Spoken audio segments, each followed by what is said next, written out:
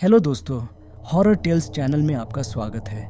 पुरानी हवेली ने रेवेंसवुड के छोटे उनींदे शहर पर हमेशा एक पूर्व सूचक साया डाला था। इसके मुड़े हुए काले शिखर और नुकीले मृत पेड़ उस अंधेरे के प्रमाण के रूप में खड़े थे जो पीढ़ियों से इसकी दीवारों में व्याप्त था।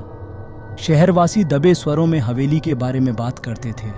एक प्रतिशोधी भावना की कहानियां फुसफुसाते हुए कहते थे कि इसके हॉलों में भूत प्रेत का साया रहता था। हवेली के प्रति मेरा आकर्षण तब शुरू हुआ जब मैं शहरी जीवन की व्यस्त गति से बचने के लिए रेवेंसवुड चला गया। शहर एक शांत सुरम्य स्थान था और मुझे उम्मीद थी कि शांति मुझे वह सांत्वना पाने में मदद करेगी जिसकी मुझे सख्त ज़रूरत थी। लेकिन यह वह हवेली थी जिसमें एक अजीब आकर्षण था और मैं इसकी दीवारों के भीतर छिपे रहस्यों की खोज करने से खुद को नहीं रोक सका। यह हवेली कभी धनी डेलाक्रॉइक्स परिवार की थी जो अपनी अपार संपत्ति और क्रूर व्यापारिक सौदों के लिए जाना जाता था। उन्होंने रेवेंसवुड पर सख्ती से शासन किया था।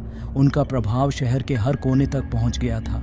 ऐसा कहा गया था कि सत्ता में उनका उदय अनगिनत जिंदगियों की कीमत पर हुआ था। उनके लालच ने किसी को नहीं बख्शा।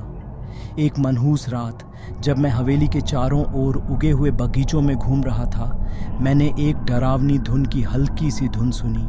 संगीत हवा में बहता हुआ लग रहा था जो मुझे हवेली के अंधेरे भयावह प्रवेश द्वार के करीब बुला रहा था। मैं एक पल के लिए झिंझका। मेरा दिल मेरे सीने में जोरों से धड़क रहा था, लेकिन मेरी जिज्ञासा मुझ पर हावी हो गई। एक मनहूस रात जब मैं हवेली के चारों ओर उगे हुए बगीचों में घूम रहा था, मैं एक डरावनी धुन की हल्की सी धुन पर बैठा। संगीत हवा में बहता हुआ लग रहा था जो मुझे हवेली के अंधेरे साइंस प्रवेश द्वार के करीब बुला रहा था। मैं एक पल के लिए झिझका। मेरा दिल मेरे सीने में जोरों से धड़क रहा था, लेकिन मेरी जिज्ञासा पर हावी हो गई। अध्ययन के दौरान ही मेरा पहली बार आत्मा से सामना हुआ। मैंने एक टूटे हुए अलंकृत दर्पण में उसका प्रतिबिंब देखा। काले काले बालों वाली एक युवा महिला, उसकी आंखें सुलगते गुस्से से भरी हुई थीं। उसने एक फटा हुआ खून से सना हुआ गाउन पहना था और उसके हाथों में एक वायलिन था जिसके तार एक शोकपूर्ण अलौकिक धुन के साथ कंपन कर रहे थे। आत्मा ने अपना परिचय इसाबेल डेलाक्रोइक्स के रूप में दिया, जो उस परिवार की सबसे छोटी बेटी थी जिसने कभी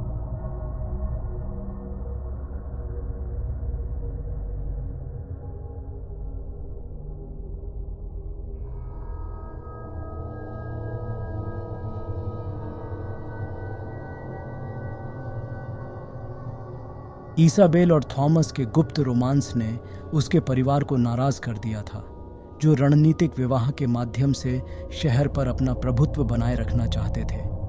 उन्होंने थॉमस को रेवेंसवुड से हमेशा के लिए निर्वासित करते हुए भेज दिया था। इसाबेल तबाह और टूटे हुए दिल से अपने परिवार की इच्छाओं को खारिज कर दिया था और थॉमस को गुप्त रूप से देखना जारी रखा था।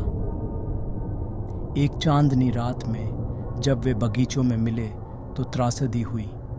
उसके पिता ने गुस्से में आकर उन्हें खोज लिया था और गुस्से में आकर इसाबेल की आंखों के सामने थॉमस की हत्या कर दी थी। फिर उसने इसाबेल को अपना वायलिन बजाने के लिए मजबूर किया।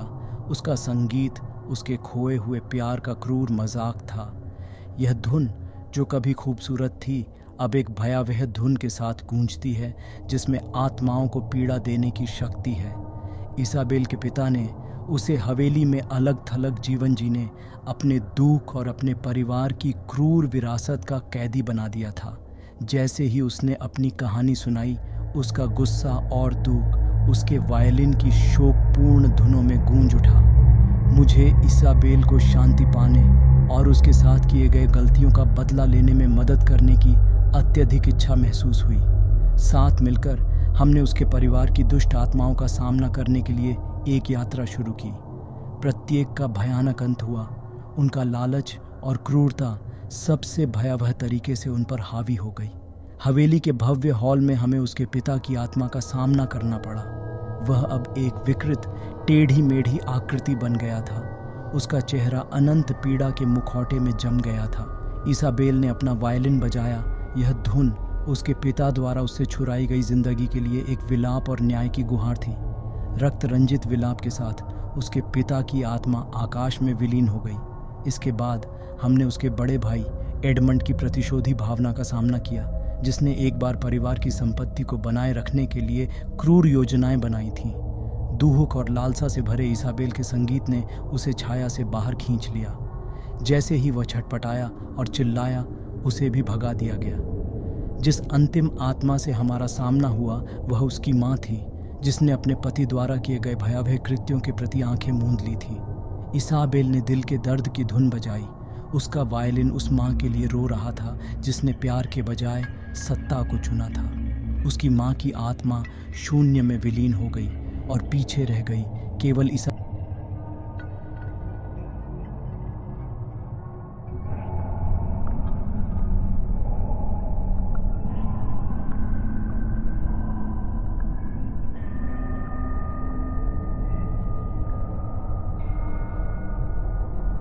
इसाबेल मेरी ओर मुड़ी।